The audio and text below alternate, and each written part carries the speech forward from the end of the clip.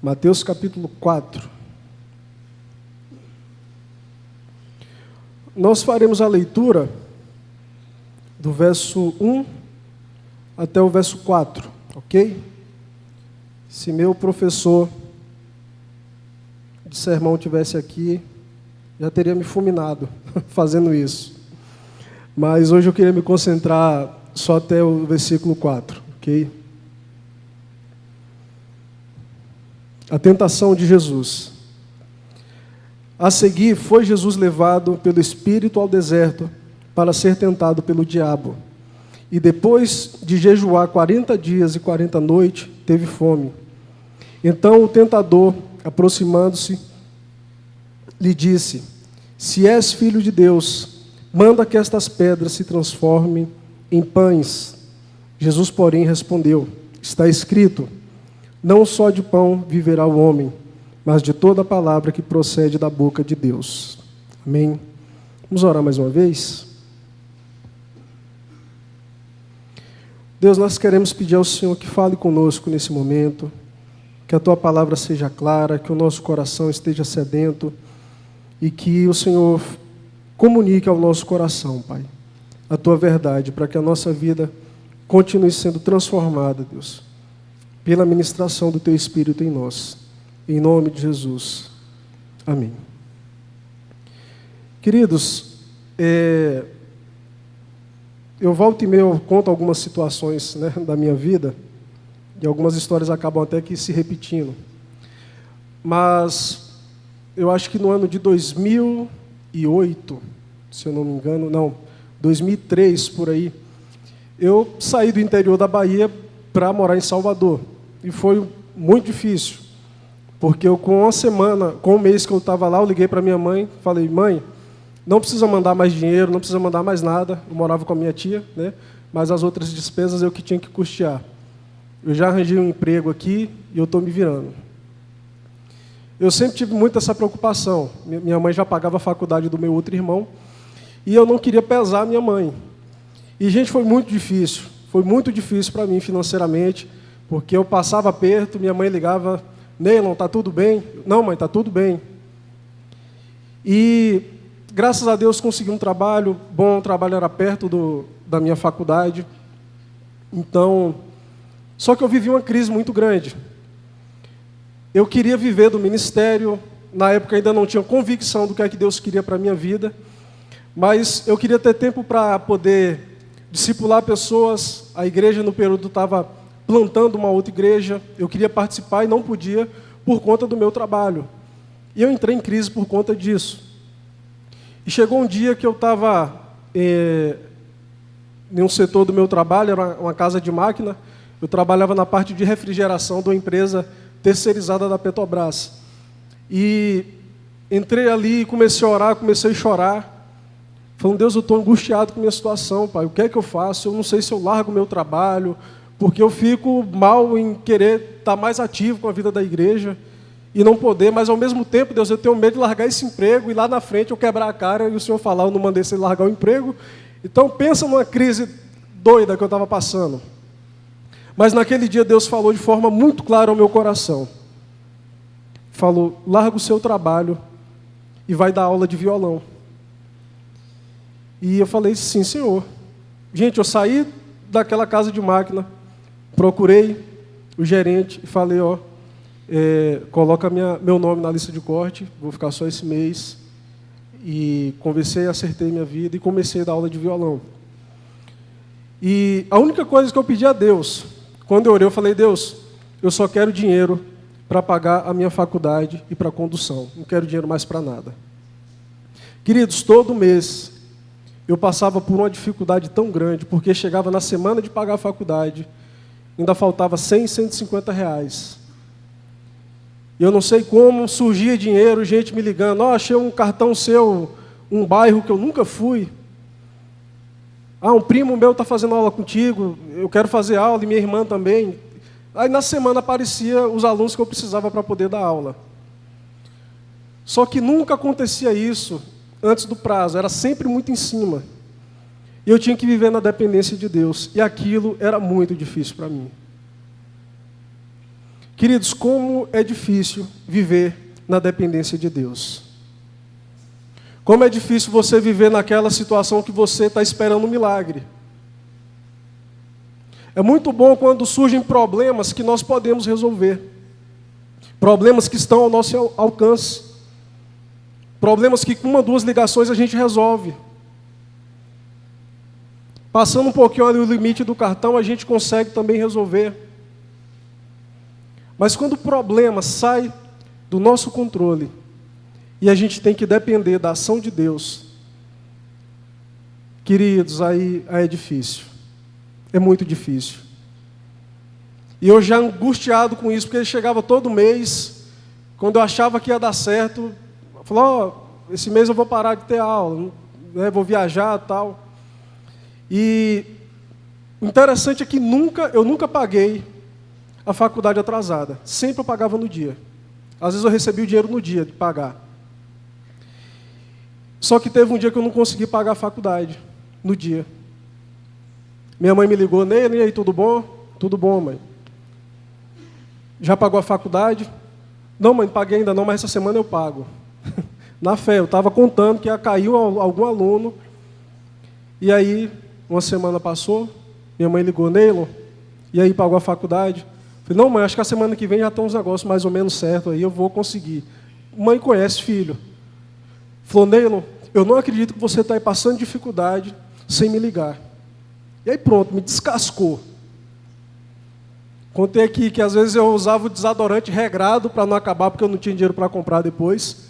Gente, podia ligar para minha mãe, mãe, eu estou precisando de R$100, manda aí. Mas eu fico com aquele senso de preservar minha mãe, eu não quero pesar minha mãe é professora. Meu pai é agricultor, eu falo tanto minha mãe que às vezes o pessoal acha que eu não tenho um pai, né? Mas meu pai é um homem de Deus, né? Porque a preocupação com a mãe é muito grande.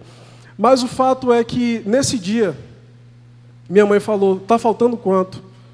Gente, faltava assim 75% do dinheiro da faculdade. Eu falei, tanto, mãe. Ela falou, estou depositando hoje. Nunca mais faça isso. E eu peguei, esperei, minha mãe depositou o dinheiro, eu paguei a faculdade, e naquele dia entrei no meu quarto, e eu chorei igual uma criança. A minha sensação era que Deus estava me humilhando. Eu falava, Deus, não é possível um negócio desse. Lá quando eu estava naquela casa de máquina, a oração que eu fiz para o Senhor foi, eu só quero dinheiro de pagar a faculdade de condução. Eu não estou pedindo dinheiro para ir para o shopping no final de semana, para poder ir para a praia. Eu só quero dinheiro de pagar as minhas contas, Deus, e o Senhor não está fazendo isso. Gente, naquele dia eu chorei. Daqui a pouco eu comecei a lembrar de Jó, aí comecei a chorar de vergonha da minha oração. Falei, mas eu sou um crente meia boca. Por causa de 2 semanas que eu atrasei a faculdade, eu estou fazendo uma oração dessa. Gente, que dia triste, que dia doloroso para mim. E o que é que essa história tem a ver com o texto que a gente leu? Do verso 1 ao verso 4, a gente vai aprender um pouco sobre dependência. Sobre dependência de Deus. Se você tem vivido hoje uma situação em que você depende de Deus, você está esperando uma resposta de Deus, e você não está conseguindo lidar com isso, eu queria que você prestasse bem atenção no que a gente vai conversar essa noite. Queridos, volte aí no verso 1. O texto começa dizendo o seguinte: a seguir, foi Jesus levado pelo Espírito ao deserto, para ser tentado pelo diabo.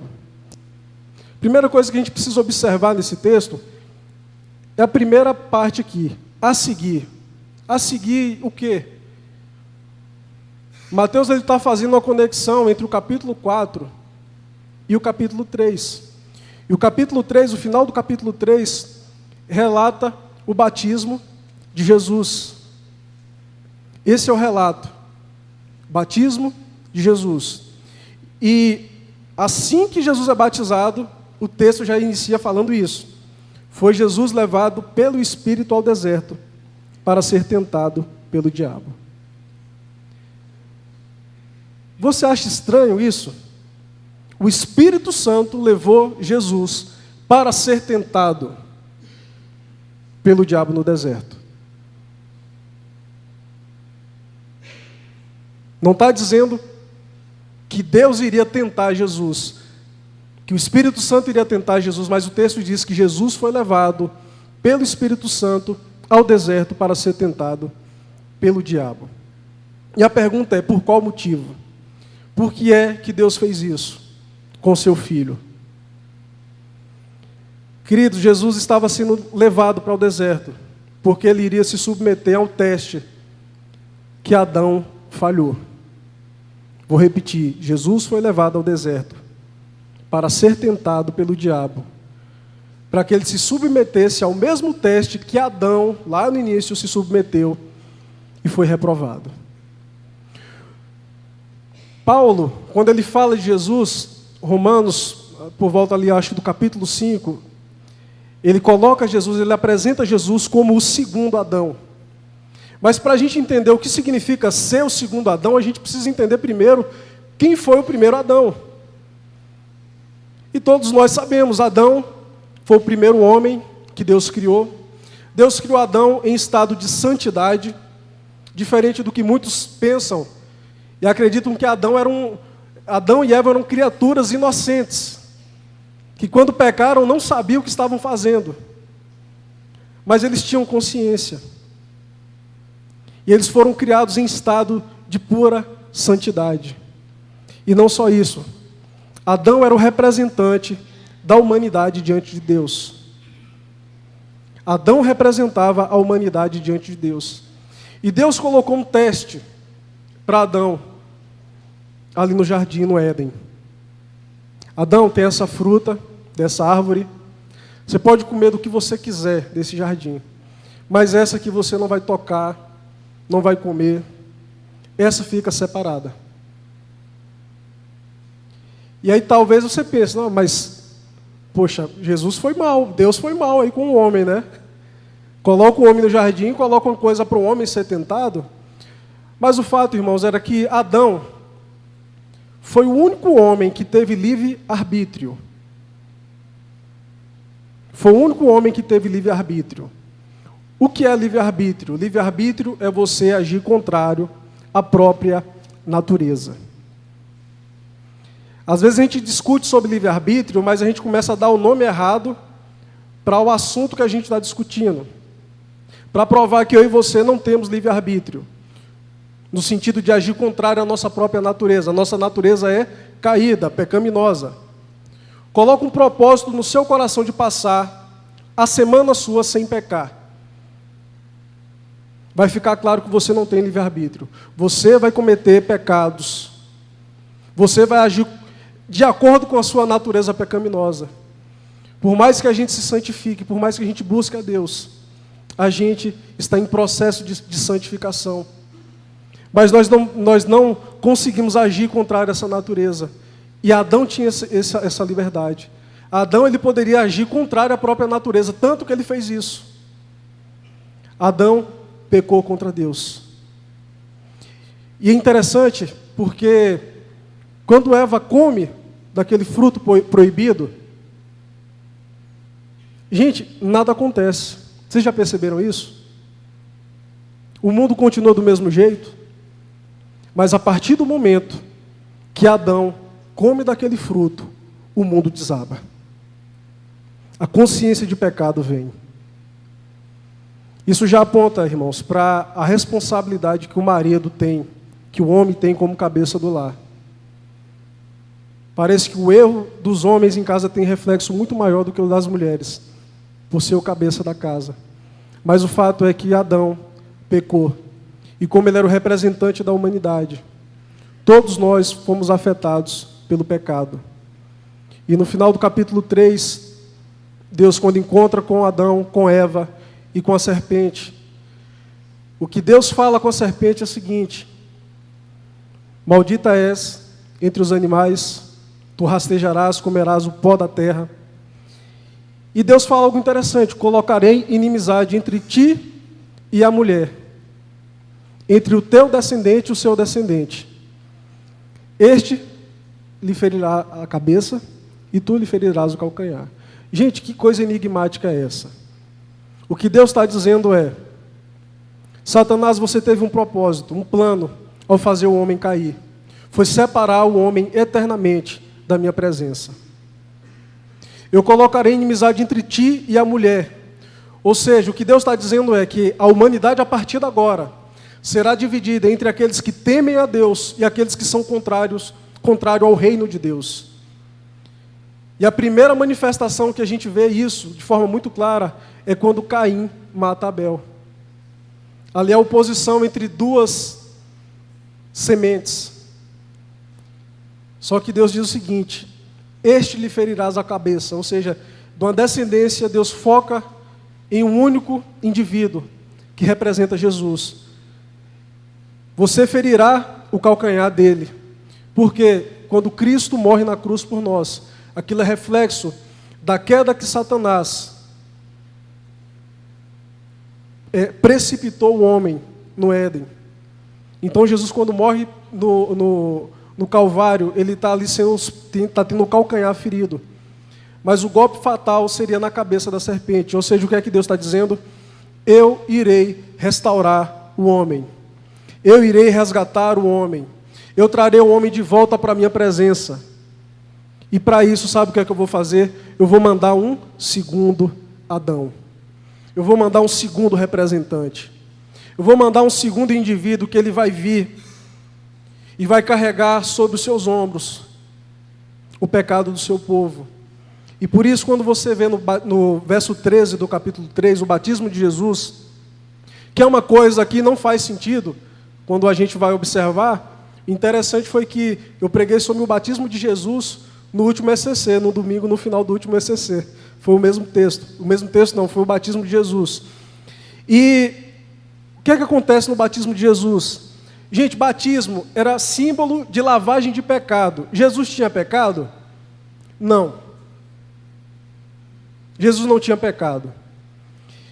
Para que é que Jesus se batizou? Porque naquele momento do seu batismo, Jesus, ele se identifica com a humanidade. Ele toma sobre si o pecado do seu povo. Isso era uma prática comum daquela época.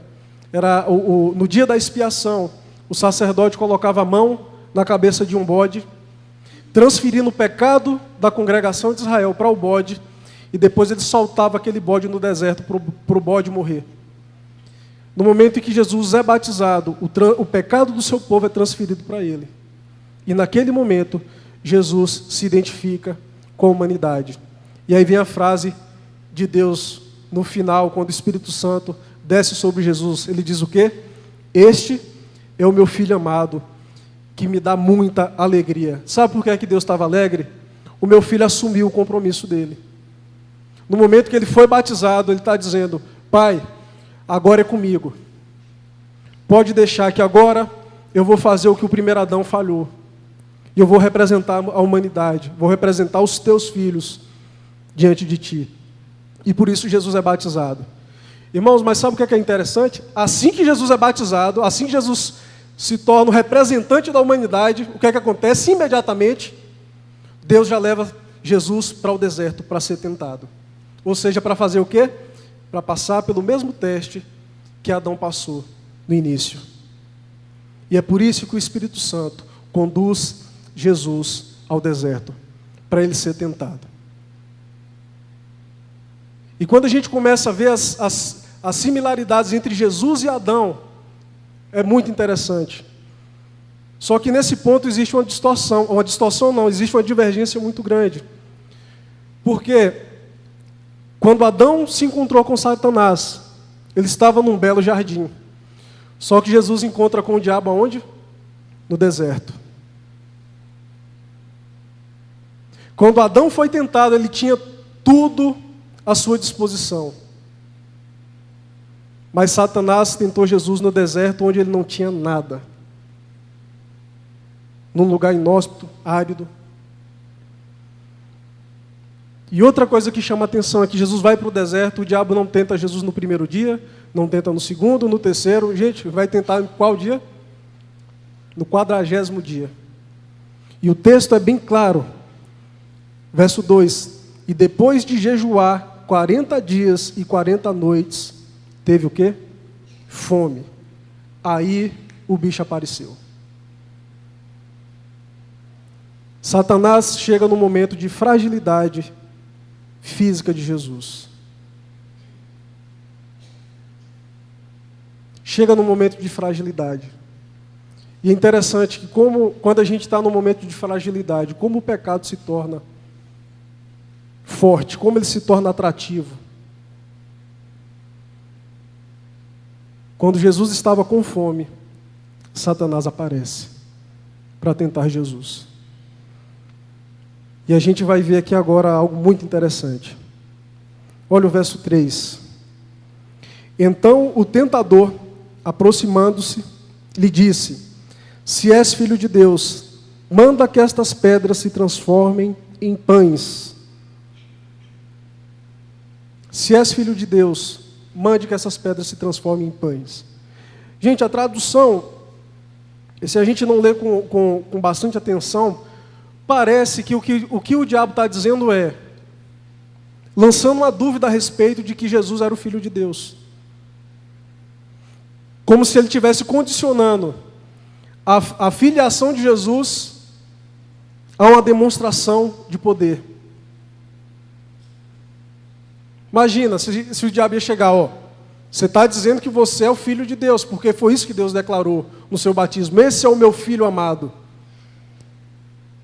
Então, gente, não faz sentido o diabo chegar assim, eu não acredito que você é filho de Deus.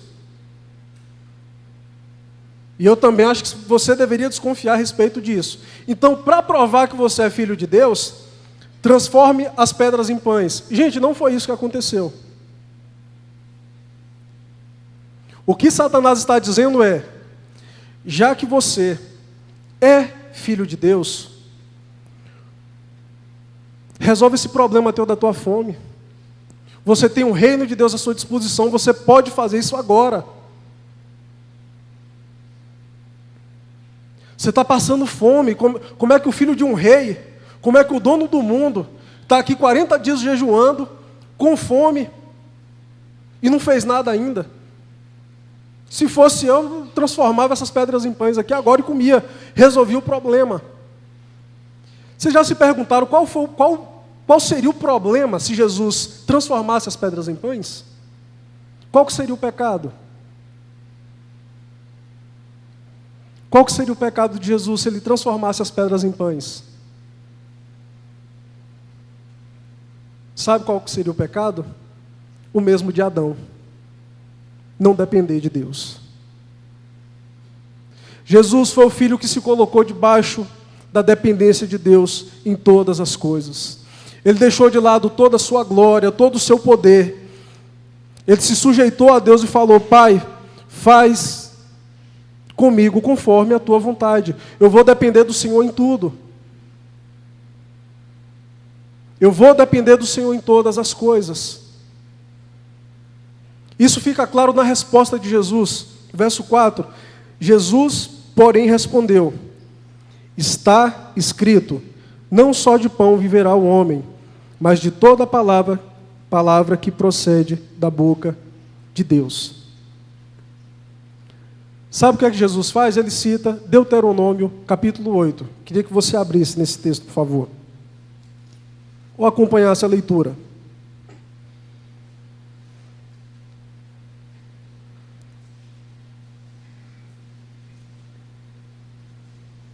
Deuteronômio, capítulo 8.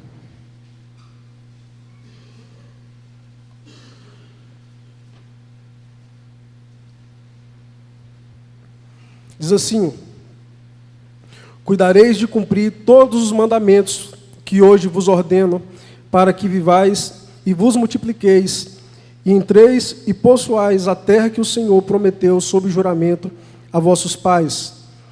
Recordar-te-ás de todo o caminho pelo qual o Senhor teu Deus te guiou no deserto, esses 40 anos, para te humilhar, para te provar, para saber o que estava no teu coração, se guardarias ou não os seus mandamentos.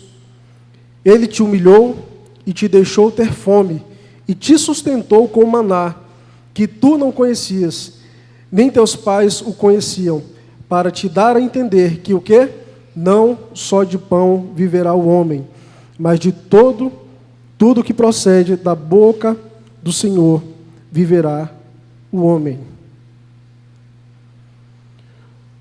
Qual o contexto desse texto aqui, dessa passagem? Os filhos de Israel estavam já ali no limite para começar a conquistar a terra prometida. Só que esse povo aqui é a segunda geração que nasceu durante a caminhada no deserto. Essa geração não é a geração que saiu do Egito. Essa geração morreu. E essa geração morreu porque pecou contra Deus. Murmuração, o tempo todo questionando a Deus, sem crer na promessa, sem crer nas palavras de Deus. Deus passa 40 anos caminhando com o povo no deserto para que aquela geração morresse. E para a segunda geração, Deus traz essa palavra.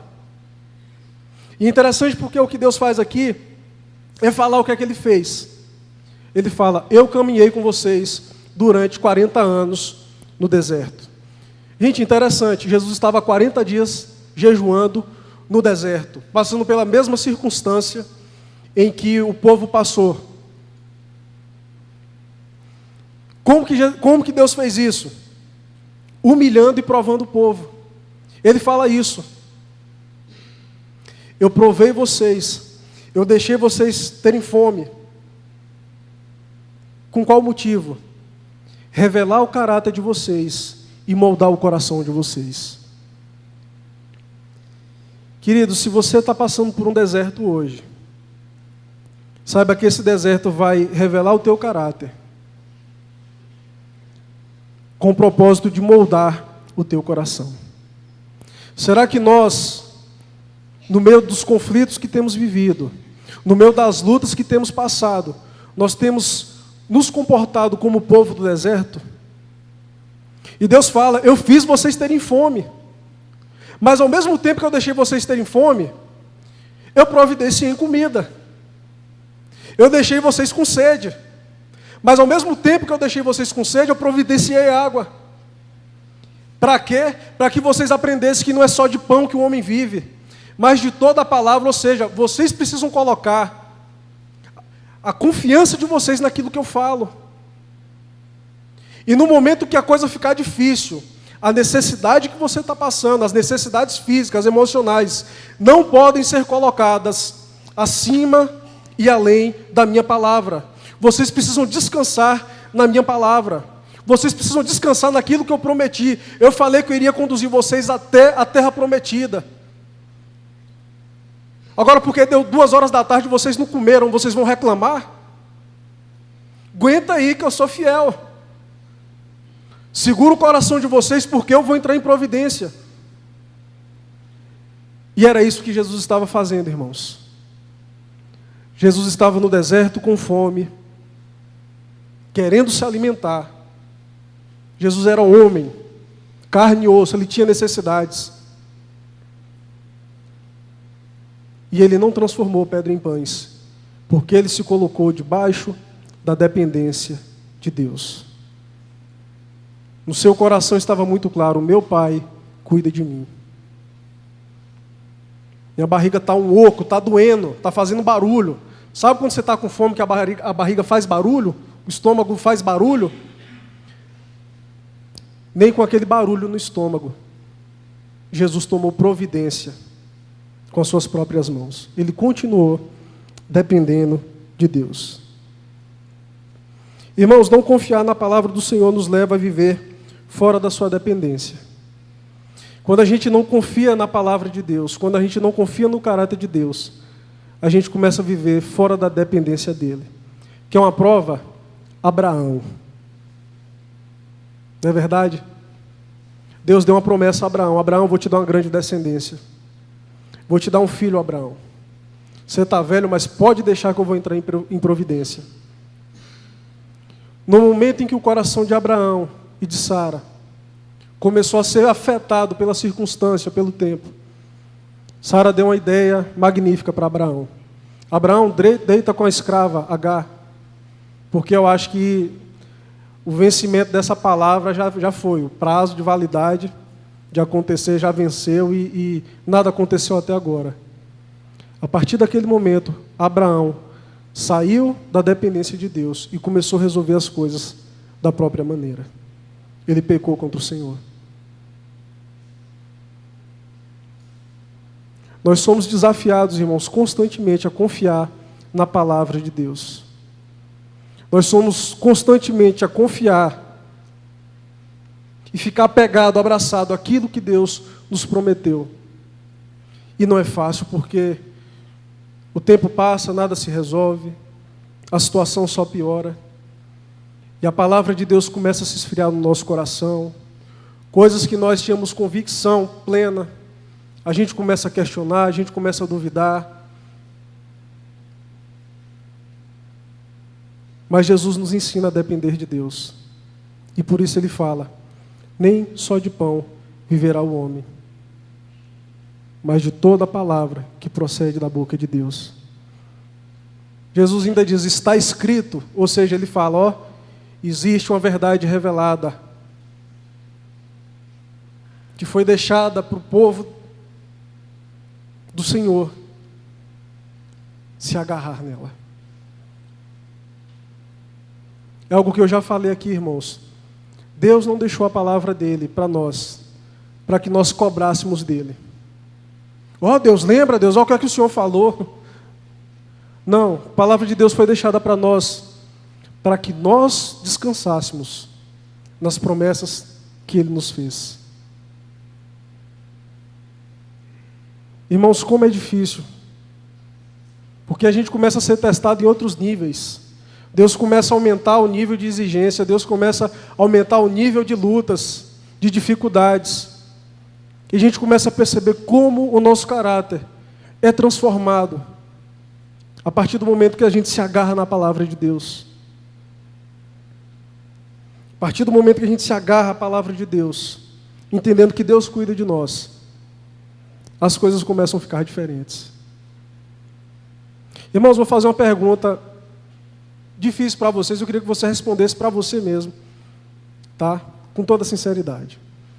Se Deus chegasse hoje, falasse assim: Danilo, a partir de hoje você tem duas maneiras de resolver os seus problemas, as suas crises. A primeira maneira como você pode resolver esse problema é com essa varinha mágica. Vou te dar uma varinha mágica. Você fala bim, bim, salabim. E aquilo que você tiver com problema vai ser resolvido. Animou, né, Danilo? Que bênção seria uma varinha dessa na nossa mão. Só que a segunda opção, sabe qual que seria? Deus falaria o seguinte: Danilo, a segunda opção sabe o que é? Você vai orar e vai esperar que eu entre em providência. Você vai orar e vai esperar para que eu possa agir. Queridos, você usaria a sua varinha, você se colocaria na dependência de Deus?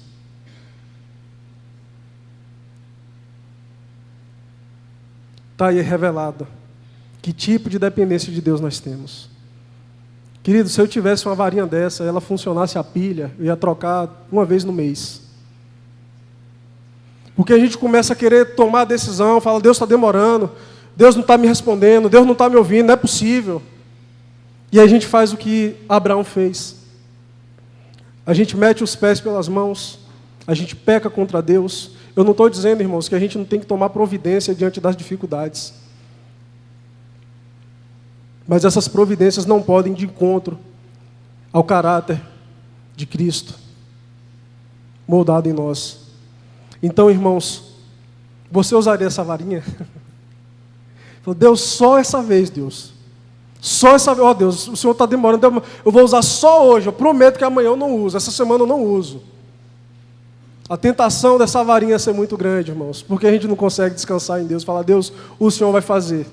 Sabe qual era a diferença de Jesus? Ele tinha essa varinha, ele tinha esse poder de transformar as pedras em pães, e ele não fez. Jesus dependeu de Deus. Estava escutando esses dias uma pregação de uma mulher de Deus, Edmeia Williams. Ela sempre estava em João Dourado, fazendo conferência e tal, lá na minha cidade, na Bahia. E um dia ela contou uma história bem interessante. A Edmeia, ela iniciou um trabalho no Morro Dona Marta, no Rio de Janeiro, e algo extraordinário.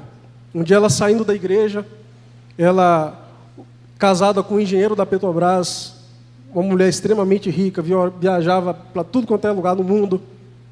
Um dia ela saindo da igreja, no Rio de Janeiro, era uma época de chuva, o esposo dela passou com o carro na poça d'água e molhou uma menina que estava com um monte de doce na mão, vendendo, num domingo. E disse que aquilo cortou o coração dela, disse que o marido não estava nem aí, nunca se importou para essas coisas.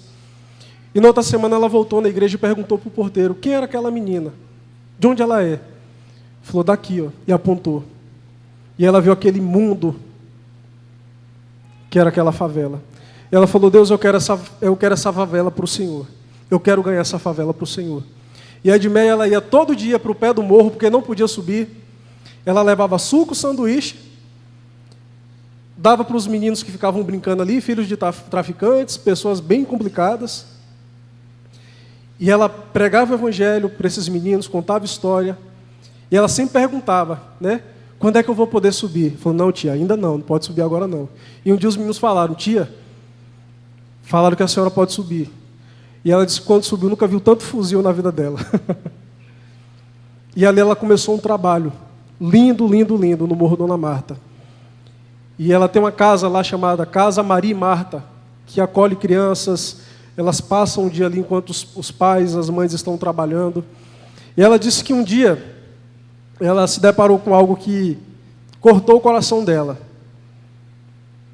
Ela falou que estava ali arrumando algumas coisas e entrou uma criança correndo. Tia, me ajuda aqui, tia, eu preciso tomar um banho, preciso cortar o cabelo, rápido, rápido. Ela, o que foi? O que está acontecendo? Não, é porque eu tô indo para os Estados Unidos assistir a final da Copa do Mundo, Copa de 94, né? E eu vou voltar no avião, com o Bebeto, com o Romário, com toda a seleção brasileira. Eu falei, meu Deus do céu, de onde é que esse menino tirou isso, pelo amor de Deus? Bora, tio, eu preciso tomar um banho, eu preciso ir arrumado para lá. Eu estou doido para ver Bebeto, para ver Romário. E ela sem entender aquela situação. E quando ela saiu na porta, o menino puxando, quando ela olhou, estava o pai do menino bêbado, falando, menino, corre menino, toma um banho, que eu vou levar para assistir a final da Copa do Mundo.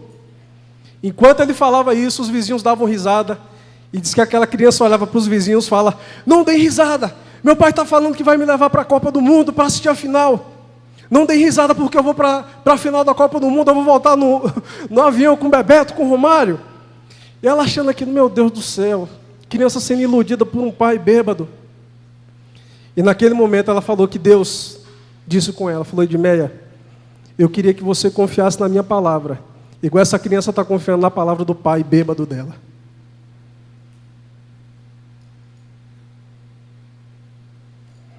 Essa deveria ser a nossa confiança na palavra de Deus. O mundo caindo, as coisas tudo dando errado. Mas o coração firme. O meu pai falou. Deus falou. Eu preciso descansar. Não tenho varinha, tem algo muito melhor do que essa varinha mágica. É o meu Deus em providência, ao meu favor. Queridos, eu queria encerrar voltando à história que eu iniciei contando.